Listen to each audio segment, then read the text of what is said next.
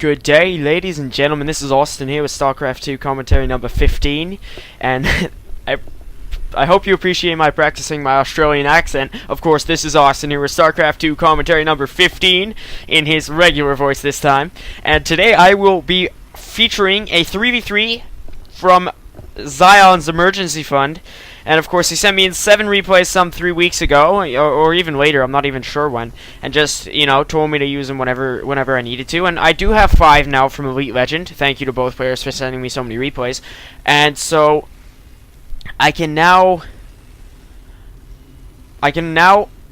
balance between multiple players. Zapper sends me some from time to time. I can use one of his, and so I just want to be mixing up my players. So here on Cinder Fortress, we have a lot of dialogue, and Toothless, our red Terran player, who I do attend school with, Zion, our teal Protoss player, who I play StarCraft with and go to school with, and Zapper, our blue Protoss player, who I also go to school with, faced off against Swoopcoupe, who is our yellow Terran player, DocHoliday, our orange Terran player, and finally SuperChino, our purple Protoss player.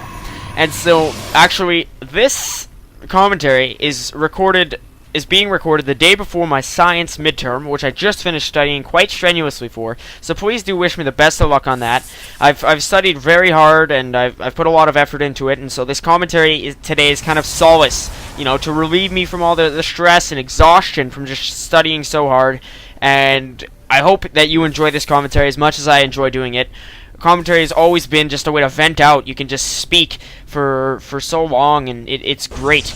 Truly. And now, so let us get back into our game here. We have a barracks and supply depot from DocHoliday, and Swoopcoupe with a barracks and second barracks planned, and 2 supply depots of his own. Our Protoss player, who's SuperChino with the gateway and cybernetics. Oh, no, gateway, so a double gateway. Zapper with just 2 pylons and nothing else of note.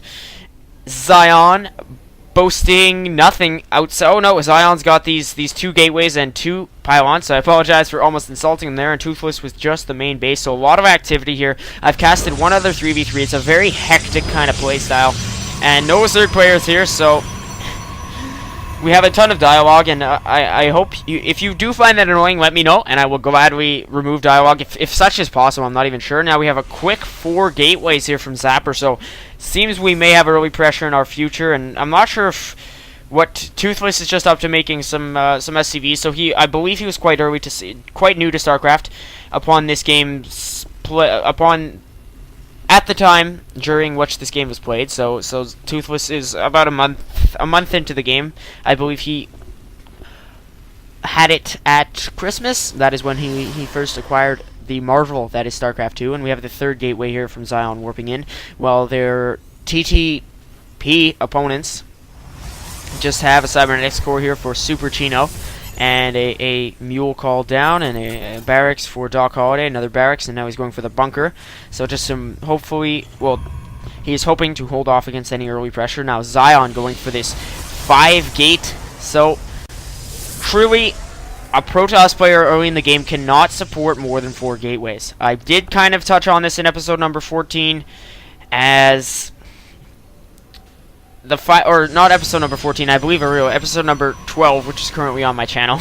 I'm casting episode 15 as 12 is the latest public, and in episode 12 I briefly touched on that. The 5 gate is not advisable, or actually it is 6 gates for Zion now, so that's just too much for your economy to be able to keep up with. Truly, it overwhelms your probes, and you're just unable to build 6 units simultaneously. And now Zapper calling for an attacker. We just have a mass of zealots, and this is Scan, not sure who by, as we just have Zapper here with a number of zealots as well. So perhaps Toothless left the game or something of the sort. Let us go briefly back into here. No, he's still in the game, or I'm not sure if the message log shows such, as he's producing nothing. So there is the possibility that he had to leave, or was dropped, or something of the sort that I may not have noticed. There was a lot of dialogue early in the game, so it was quite difficult to notice events as such. But nonetheless, his partners are managing his economy for him, so they get that small boost as they now push on their opponents. Swoopcoupe and SuperChino will have these stray basic units, while DocHoliday has a filled bunker. So now we have Zion from the right or yes, Zion from the right. It is the left to us, but as I am studying in the heart, I've reviewed several diagrams of the heart. This is the right from the pusher's perspective, not the receiver's perspective. So now Zapper actually doing the bulk of the damage, while Zion absorbs a lot of fire, acting as almost a sort of a meat shield.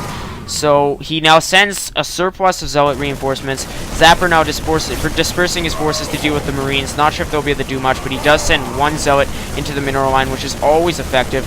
Just 2 more Zealots here from Zion. So Zapper and Zion with this double quick Zealot strategy can be quite a nuisance if you're not prepared for it. But it seems as though the TTP team is holding off quite well. They haven't sustained too much damage, but Zapper and Zion are sending, well, at least Zion is sending Zealot reinforcements, and so let us see how this pans out. Well,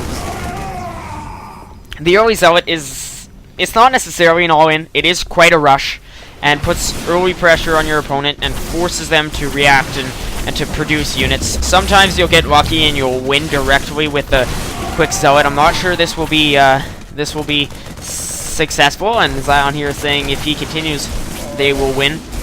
Not sure. It is a possibility, as their opponents just cannot fend off these Zealots, or Zealots, or Zealots, whatever way you like to say it. I'm a Zealot kind of guy, so truly we just have these probes running away, while SuperChino's Stalkers bustle about, trying to deal with their opposing harass units, and now these pylons falling victim to Zion's Zealots. I like the Z's in there. And actually, Zion is a Grandmaster player, but this Zion is just a Bronze Silver Leaguer. He's a friend of mine. We joked about that the other day, that perhaps he could have a couple of cyber alter egos, you know, one that's in Grandmaster when he performs well, and one that's in Silver and Bronze. So perhaps this is Zion's Grandmaster alter ego as he's dominating his opponents. Surprised DocHoliday is not supporting or Swoopcoupe with Marines. Marines could counter these Zealots quite well. I'm balancing now between Zealots and Zealots. And in our production tab here, we just have just a couple of transition buildings. The Cybernetics Core for Zion finally, and now Warp Gates for Zapper. So he's a little bit ahead in tech, and just double factory here, producing little for Swoopcoupe. He finally has a 3rd factory, but it's produced nothing off the first 2, so I'm not sure why he'd invest in that. Oh, that's DocHoliday, I do apologize. He's getting the factory as well, so I'm not sure why they invest so much in tech. If you're in the Terran player's shoes, just dump everything you have into units rather than tech to hold off against this pressure. And now SuperChino trying to get the surround on Zealots. You never want to do that. Zealots can destroy so many probes before they'll fall victim. So Zerglings, it is advisable, but not Zealots. They will tear your worker units apart. So now I believe this little engagement will prove a victorious one for our Protoss players here, and Toothless' economy has boosted them, I do suppose. Oh no, I'm unsure as to whether or not he was dropped or left, but one of the two for sure. As though Toothless is still quite new to the game, he's definitely far beyond just not building anything apart from his main base. Or perhaps he is consciously providing his partners with an economy. That is effective as well. I heard Zion and Zapper mentioning that to me a couple of times in person. So we have a Twilight Council here, number of other structures for Zion. So both of our Protoss players on the red, teal, blue team are just making several transitions now, and just this flood of Zealots. Oh my god. Just an overwhelming mass of Zealots, and I'm not sure if they're upgraded. None of them are, but nonetheless, just sheer power and numbers. Zapper has some over here, and I'm almost sure that they will emerge victorious from this battle. So it has been quite a quick one. Just a demonstration, truly, of the power of building Zealots early. As we could just see here, a more than a control group of combined Protoss forces, and a nuke even wouldn't be able to destroy all of these. So SuperChino is in the midst of being revealed.